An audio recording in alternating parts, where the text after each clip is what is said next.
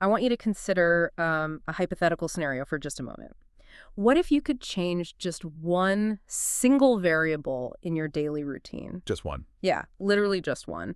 And not necessarily what you were putting on your plate, but, simply adjusting the clock on when you eat. Right, the timing. Exactly. And what if that one isolated shift in timing could eventually unlock a really profound physical sensation? I mean, we are talking about a palpable, like massive rush of energy that you can actually feel traveling from the base of your spine straight up into your head. Wow. Right. Completely fundamentally altering how you operate, both mentally and physically.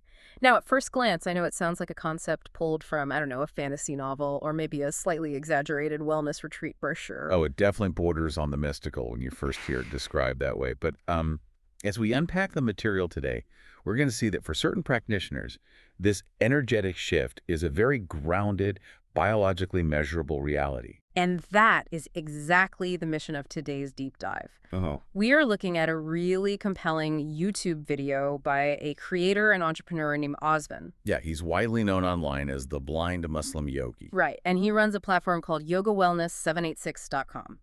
So Osman is an energy healer and a yoga and meditation teacher.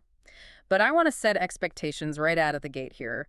This is not a standard clinical lecture on dieting. Definitely not. We are not going to sit here and crunch macros or, debate the optimal protein intake for hypertrophy. Thankfully, no spreadsheets today. We are exploring a much more holistic, experiential perspective on human physiology. Right. We are tracing Osman's personal journey. It's an arc that starts with a rather extreme form of fasting used to reverse some severe, debilitating chronic illnesses. Which is an intense way to begin. It is. And then it evolves into a daily, sustainable, intermittent fasting routine. And this routine doesn't just act as a maintenance plan for his physical health, but he claims it actively supercharges what he refers to as his subtle life force energy. Which he really needs, by the way. Exactly, because he relies on that energy to fuel some incredibly high-stakes life-or-death healing work. Okay, let's unpack this. Well, before we really get into the mechanics of his journey, we do need to highlight a crucial caveat that Osman himself puts front and center. Right, the disclaimer. Yeah. While he successfully reversed his own severe chronic conditions natively, using these specific natural methods, he is very clear that these practices are not a blanket replacement for professional medical treatment. Of course. Anyone dealing with a medical condition obviously needs to consult a licensed professional. Today is really just about analyzing his individual protocol and the philosophy driving his results. And his protocol actually starts with what is essentially a massive misunderstanding. Oh, yeah, completely. Because he was struggling with a cluster of metabolic issues. Specifically, he was battling diabetes, high blood pressure, and chronic cholesterol. And he heard about the benefits of intermittent fasting and decided to try it. But he didn't actually look up the modern mainstream definition. He just kind of made an assumption. Right. He assumed it meant fasting twice a week, from sunrise to sunset. Which is a structure rooted in Islamic traditions, Yeah. but we really need to define the physiological reality of what he was actually doing here. Because this wasn't just skipping breakfast. Right. This was a completely dry fast. That means absolutely zero liquid, no water, and obviously zero caloric intake from the exact moment the sun comes up until it goes down, 2 days every single week. Wait, I have to pause you right there. A completely dry fast. Yeah, completely dry. Like no water at all from dawn till dusk. Because from a conventional standpoint, isn't that medically incredibly risky? Especially for someone whose body is already struggling with diabetes and blood pressure. Oh, absolutely. How does a compromised system even process that without just shutting down? Well, it is an incredibly demanding stressor, and you're right to point out the intensity. But what's fascinating here is how a disciplined, strict physiological reset forces the body to adapt when it's completely deprived of external inputs. Like goes into shock. More like a biological panic. When you remove even water, the body stops its normal digestive processes and immediately begins scavenging. Scavenging for what? Water, exactly. It needs hydration desperately, so it starts breaking down your deepest reserves of visceral fat to create something called metabolic water. Wow. It's essentially manufacturing its own hydration from within. And at the exact same time, it dramatically ramps up autophagy. Autophagy, that's the cell cleanup process, right? Right, the process where your body hunts down damaged, senescent cells and metabolizes them for energy. By completely denying the system anything from the outside, His body had to become ruthlessly efficient at cleaning house on the inside. Okay, so initially I was thinking about this, like he just used the completely wrong formula in math class, but miraculously arrived at the right answer by accident. Right, right, But hearing you explain the biology, it's more like a smartphone. It's right. like having a phone with 50 different apps open in the background, totally draining the battery. Yeah, I like that. And Osman didn't just casually swipe away a couple of apps to save power. By doing a total dry fast, he forced a hard reboot of the entire operating system, completely clearing the RAM. That is a much more accurate analogy. The underlying principle of fasting giving the metabolic system a massive, uninterrupted break to allow for cellular repair was being applied in a highly concentrated, intense burst. It was a blunt instrument. It was a blunt instrument, but it worked. Combined with other habits he was building, Osman completely reversed his diabetes, his high blood pressure, and his cholesterol. He came off his medications entirely. That's just incredible. But obviously, a grueling twice-a-week dry fast isn't something most people sustain forever. No, definitely not. So as his health stabilized, Osman transitioned into what the wider health community actually means when they talk about intermittent fasting. He adopted the 16.8 method. Which is much more manageable. Yeah. Now, I know you, our listener, are likely familiar with the basic premise of the 16.8 window, fasting for 16 hours and eating your meals within an 8-hour block. So we don't need to over-explain the basics there. But what I find interesting is how Osman integrates this into modern daily life. Right. He essentially makes it a daily practice, 7 days a week, eating only between 11 a.m. and 7:00 p.m. And he points out something so incredibly relatable about this specific timing. Skipping breakfast, he notes, is actually the path of least resistance for most of us anyway. Oh, for sure. Think about your average morning. Exactly. We're usually rushing, we've overslept, we're stressed trying to get the kids out the door, get to work. We really don't have time for a calm sit-down breakfast. So he's taking a chaotic, stressful modern habit, the morning rush, and reframing it as an intentional health practice. You just delay that first bite until 11:00 a.m. Right.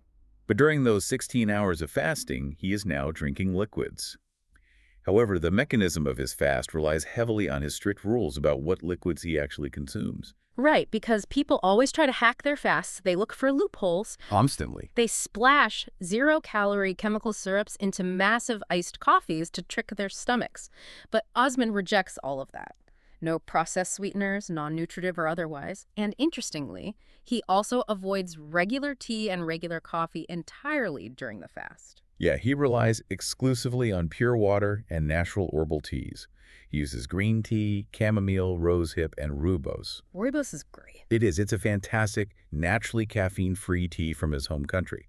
But his primary tool for getting through the fasting window is a highly specific, homemade hot lemon and ginger drink. And the preparation method he uses for this drink is fascinating because it's not just like making a quick cup of tea. He boils water, adds a single slice of lemon and a few small sliced pieces of raw ginger, and lets it simmer for 2 to 3 minutes.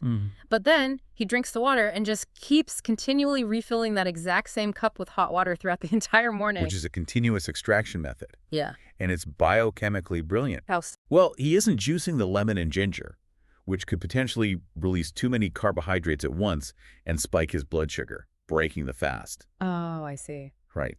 By just letting hot water slowly steep over the exact same physical pieces for hours, he's creating a slow, steady drip of micronutrients. The vitamin C from the lemon supports the immune system, but the ginger is the real star here. But wait, what is the ginger actually doing in a fasted stomach? I'd imagine that might cause acid reflux or irritation if you're drinking it completely empty. You'd think so, but for most people, it does the exact opposite.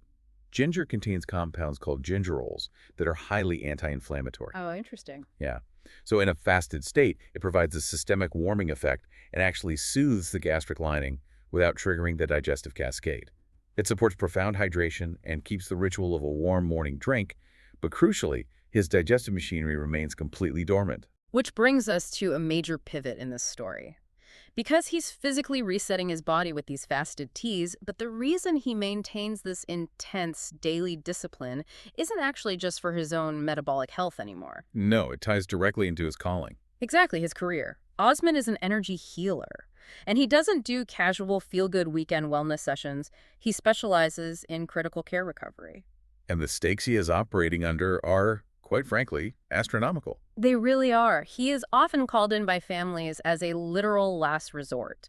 We are talking about patients in hospitals on their deathbeds where the doctors have formally stated they are no longer hopeful about a recovery. It's the end of the line. Yeah, every Western medical option has been totally exhausted. And in that desperate final lap, families reach out to Osman. And he claims an over 90% survival rate for these coma and deathbed Which patients. is staggering. I mean, I have to stop right here, though. A 90% success rate on patients that doctors literally expect to pass away. From a conventional Western medical perspective, that sounds completely impossible to believe. It does. How does he rationalize those numbers? What is he actually doing in those hospital rooms? Well, it's a completely fair skepticism to have. But it's important to understand that Osman isn't claiming to perform medical miracles or physical surgeries. Okay. He operates entirely within the framework of energetic flow. In his view, before the physical body fully collapses, the energetic body collapses. I see. So he is stepping in to manipulate and reignite what he calls subtle life force energy in the patient. But to act as a conduit capable of doing that for someone on the brink of death, his own energetic reserves have to be completely unobstructed. Here's where it gets really interesting because he has to practice his energy work every single day so that he is ready the very moment an emergency call comes in. And he discovered that his 16.8 fasting routine is the literal key to accessing this energy. Yes. Adopting this daily schedule led to a dramatic, tangible increase in his subtle life force energy, which allowed him to elevate his healing practice. If we connect this to the bigger picture of human physiology, the sheer act of digesting food is exhausting. It takes a lot of energy, right? A massive amount. It requires roughly 10 to 50% of your total daily energy expenditure just to break down, assimilate, and eliminate meals. When your digestive system is constantly churning from a big breakfast until a late-night snack, a massive amount of your body's internal battery is locked up. Locked into the physical machinery of the gut. Exactly. So by keeping that system totally empty and dormant for 16 hours a day, he isn't just resting his stomach, he is reclaiming that 15% of his internal battery. He's freeing up an enormous physiological and spiritual bandwidth. Precisely. The parasympathetic nervous system isn't bogged down processing a bagel. That heightened clear acuity is the exact prerequisite for the intense energetic transfers he performs. He needs every single ounce of his power available to project into a critical care patient. And what's wild is that this subtle life force energy isn't just some abstract theory to him. It's not a metaphor he uses to sound enlightened. He literally feels it physically manifesting in his own body. Yes, particularly when he practices yoga. Right. He highlights a very specific physical experience during his asana practice, specifically with the head-to-knee posture. The pincer's posture, yeah. Right. The Sanskrit term is Paschimottanasana. It is a deep, seated forward bend. You sit on the floor, legs straight out, and fold your torso over your legs. Sounds like a standard stretch. It is, but it stretches the entire posterior chain of the body, from the soles of the feet, up the calves, the hamstrings, and all the way up the entire length of the spine to the base of the skull. And Osman says that if he misses doing this exact posture for 2 or 3 days, the moment he finally sits down and folds forward into it, he gets hit with a massive rush of positive energy. Just a sudden surge. Literally, he physically feels it shoot from the lower end of his spine all the way up into his head region. It's a very tangible neurological and energetic release. Yeah. And he notes that this flow is incredibly sensitive to what is currently in his digestive tract. That makes sense. Yeah, the rush of energy is highly dependent on his fasting routine and eating clean, natural foods. It makes me think of a garden hose that has a sharp kink in it. Oh, I like that imagery. Right. The faucet is on, the water pressure is building up, but the flow is completely blocked by that fold in the rubber. For Osman, fasting keeps the inside of the hose clean, free from the sludge of continuous digestion. Okay. And that forward fold in his yoga practice, that's him physically straightening out the kink in his spine, allowing all that built-up subtle life force energy to violently and powerfully rush through the system. That is a phenomenal way to visualize it. Because biomechanically, when you stretch the posterior chain, you are pulling on the deep fascia and stimulating the central nervous system. When the physical pathways aren't inflamed or heavy from processing unnatural foods, the cerebrospinal fluid and the energetic pathways can surge completely unhindered. But keeping those internal pathways clean is brutally difficult for most people. Oh, incredibly difficult. And Osman doesn't shy away from this at all. He pivots to discuss a universal struggle that he witnesses firsthand. He calls it the biggest, monumental, humongous problem his patients face. And remember the context here. He is making this observation about people who are literally facing death. Right. You would assume that a life-threatening critical illness would be the ultimate motivator. You'd think the pure fear of death would instantly change someone's behavior. It seems logical. But Osman says no. He finds that even when facing severe illness, his patients' absolute biggest hurdle is their inability to change their diet. They simply cannot sever their attachment to harmful, processed foods. It's a stark reminder of how deeply psychological and emotional our relationship with food actually is. Food acts as a primary coping mechanism for stress, fear, and pain. It's comfort. Exactly. So, ironically, when a patient is terrified of their illness, they often cling even harder to the processed comforts that are actively destroying their energetic flow. Asking someone to give up their emotional crutch while they're fighting for their life is an immense challenge. Knowing how deeply ingrained this attachment is, Osman offers some surprisingly pragmatic advice for you, the listener. He doesn't sit there and demand absolute perfection. Because it's not realistic. Right. He knows people want to live their lives, celebrate with their families, have a slice of cake. Instead, he pushes an 80-20 rule. He advises his clients to be responsible, but to abandon the idea of flawless eating. Perfectionism usually just leads to guilt and eventual burnout anyway. Yeah. His goal is simply to reduce the harmful inputs, the highly processed products, the refined sugars, the artificial additives, down to about 20% of the overall diet. And this is exactly why his reliance on the 16.8 intermittent fasting schedule is so brilliant. You don't have to white-knuckle your way through complex calorie counting or macro tracking all day long to hit that 80-20 balance. This raises an important question, actually. It really forces us to reconsider our societal assumptions about diets versus disciplines. How do you mean? Well, diet is almost always focused on the what. What you have to restrict, what you have to weigh out, what you have to avoid at all costs. It feels clinical and punishing. But Osman presents intermittent fasting not as a diet, but as a discipline of when. Oh, I see. By just strictly guarding the when, the what naturally fixes itself to a large degree. Precisely. Intermittent fasting acts as a powerful structural tool. By merely compressing your eating into an 8-hour window, you organically eliminate a massive volume of processed snacks, late-night junk food, and just mindless eating. You literally just run out of time to eat the bad stuff. Exactly. You simply run out of time. It creates natural guardrails for healthy aging without requiring you to obsess over every single morsel of food. Your energetic pathways begin to wake up, and as a result, your body naturally starts craving cleaner fuel.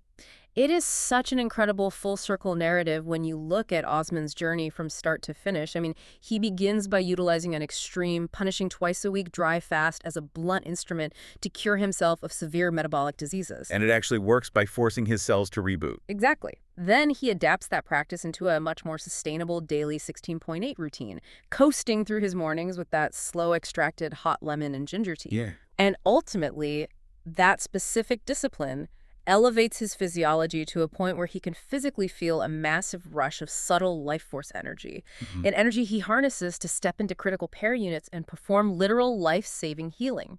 It is a profound testament to the human body's inherent capacity to heal and elevate its function, provided we simply give it the biological space and time it needs to do the work. So what does this all mean? Well, I think beyond the physical mechanics of fasting, Osman's story leaves us with a really powerful philosophical concept. Which is? The immense value of intentional emptiness. Think about it. In his daily routine, intermittent fasting creates a literal empty space in his digestive tract. But that space doesn't remain a void. It naturally fills up with clarity, focus, and subtle life force energy. It makes you wonder what other congested areas of our lives could benefit from a little intentional emptiness. Oh, I really like where you're going with this, like looking beyond just the kitchen. Exactly. What if we applied that exact same 16.8 rule to our media consumption? Right. What if we practiced a dedicated fast from digital noise, news feeds, or just general information overload? If we gave our brains 16 hours of genuine rest from the constant, exhausting input of modern life, would that empty space allow our natural mental and creative energies to flow just as powerfully? That's a fascinating thought. Would we experience a massive rush of psychological clarity, similar to what Osman feels on his yoga mat? That is something truly worth chewing on, pun intended. A digital and informational fast to match the physical fast, clearing the mental pathways just like we clear the digestive ones. It's all connected. It really is. Yeah. Now, if you want to explore more of Osman's teachings, his specific natural methods, or his philosophy on life force energy, make sure you visit his platform over at yogawellness786.com. There is always a deeper layer to uncover when we start viewing our health and our habits through these interconnected lenses. Absolutely. Until next time, keep exploring, stay critically curious, and remember to look for those opportunities in your own daily routine to straighten out the kink in the hose and let that massive rush of energy flow.